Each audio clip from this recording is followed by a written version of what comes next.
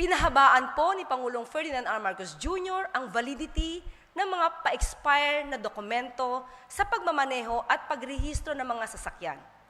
Kung ang inyong lisensya at rehistro ay mag-expire na ngayong April 2026, hindi po kayo dapat mabahala dahil na-extend din po ang validity nito ng 3 buwan. Ipinag-utos ng Pangulo sa Department of Transportation sa pangunguna ng Secretary Giovanni Lopez na palawigin pa ang validity ng mga mag-expire na lisensya. Drivers and conductors licenses, student driver's permits, at motor vehicle registration. Ayon kay Pangulong Marcos Jr., layunin nito na maibsan ang pasanin ng publiko sa gitna ng mataas na presyo ng langis.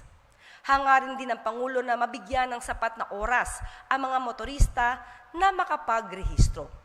Sa panahon ng pagpapalawig ng validity, walang ipapataw na surcharges, multa, o parusa para sa late renewal ng mga nasabing dokumento sa Land Transportation Office. Isa lamang ang hakbang na ito sa malawakang kampanya ng gobyerno upang maibsan ang pasanin ng taumbayan.